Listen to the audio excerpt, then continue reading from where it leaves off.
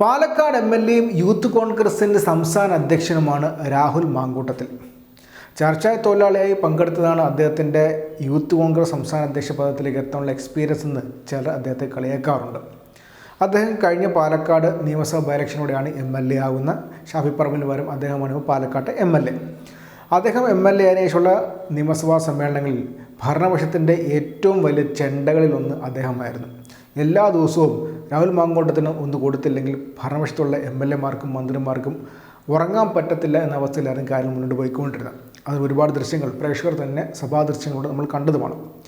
ഇപ്പോൾ രാഹുൽ മാങ്കൂട്ടത്തിനെ കുറിച്ച് പറയാനുള്ള കാര്യം വെച്ച് കഴിഞ്ഞാൽ നിലമ്പൂരിൽ ഇലക്ഷൻ പ്രഖ്യാപിച്ചിരിക്കുകയാണ്. ആരുടെ ഷൗക്കത്താണ് UDFൻ്റെ സ്ഥാനാർത്ഥി. LDF തങ്ങളുടെ സ്ഥാനാർത്ഥിയെ 30-ാം തീയതി പ്രഖ്യാപിക്കുമെന്ന് പറഞ്ഞിട്ടുണ്ട്. ഇലക്ഷൻ്റെ പ്രഖ്യാപനം വന്ന ദിവസം തന്നെ പറഞ്ഞതിന് ഒരാഴ്ചക്കുള്ളിൽ സ്ഥാനാർത്ഥി എത്തുമെന്ന് ഗോവിന്ദമാഷ് പറഞ്ഞിരുന്നു. ഇതുവരെ ആരാണ് സ്ഥാനാർത്ഥി, ആരായിരിക്കും സ്ഥാനാർത്ഥി എന്ന കാര്യത്തിൽ മാധ്യമങ്ങൾക്ക് ഒരു പിടി പോലും കിട്ടിയിട്ടില്ല. അത്രമാത്രം വ്യക്തമായിട്ടാണ് CPM മുന്നോട്ട് പോയിക്കൊണ്ടിരിക്കുന്നത്. പക്ഷേ തൻ്റെ സ്ഥിരം രീതിയിൽ രാഹുൽ മാങ്കൂട്ടം ഇന്നലെ തൻ്റെ ഫേസ്ബുക്ക് പേജിൽ ഒരു പോസ്റ്റ് ഇട്ടിരുന്നു. ഒരു മുന്നണി സ്ഥാനാർത്ഥിയെ തേടുന്നു എന്ന് പറഞ്ഞായിരുന്നു ആ പോസ്റ്റ്.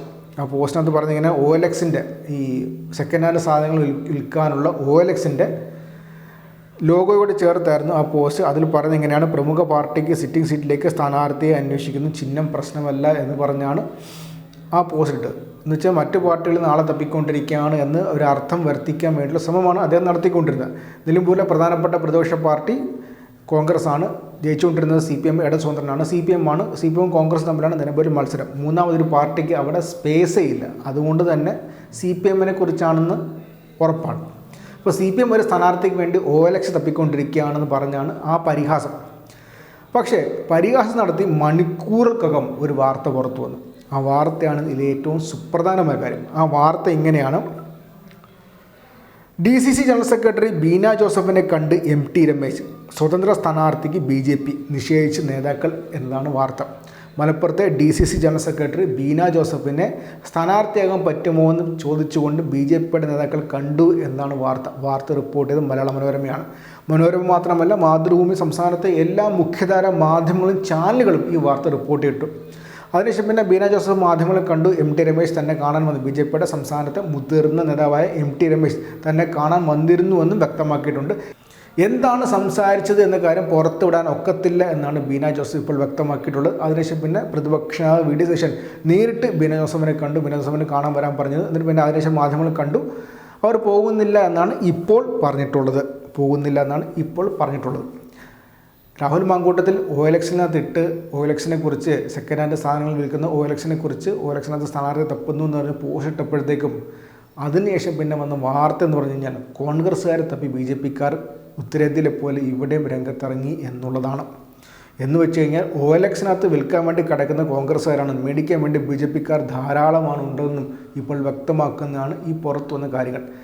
രാഹുൽ മാങ്കൂട്ടം ആ OLXൻ്റെ ആ പോസ്റ്റ് ഇട്ട് മണിക്കൂറുകൾക്കകമാണ് ഒരു കോൺഗ്രസ് നേതാവിനെ BJP നേതാവ് കാണാൻ പോയതെന്നാണ് ഏറ്റവും സുപ്രധാനമായ, ഏറ്റവും രസകരമായ കാര്യം.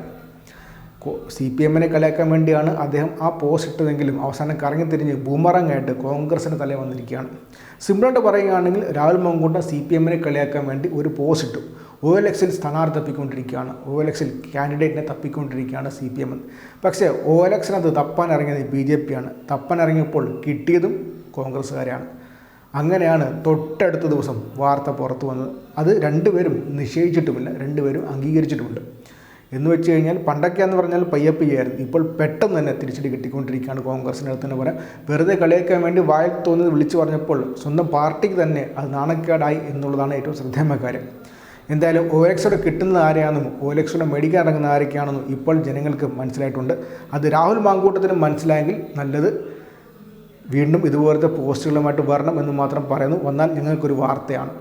എന്തായാലും കോൺഗ്രസിൻ്റെ മലപ്പുറം DCC ജനറൽ സെക്രട്ടറിയെ നേരിട്ട് കണ്ടിരിക്കുകയാണ് BJP നേതാക്കൾ. അത് നിഷേധിച്ചിട്ടില്ല, മത്സരിക്കുന്നില്ല എന്നാണ് ഇപ്പോൾ പറഞ്ഞിട്ടുള്ളത്. ആ വാർത്ത പ്രേക്ഷകർ അറിഞ്ഞിട്ടുണ്ടാകും.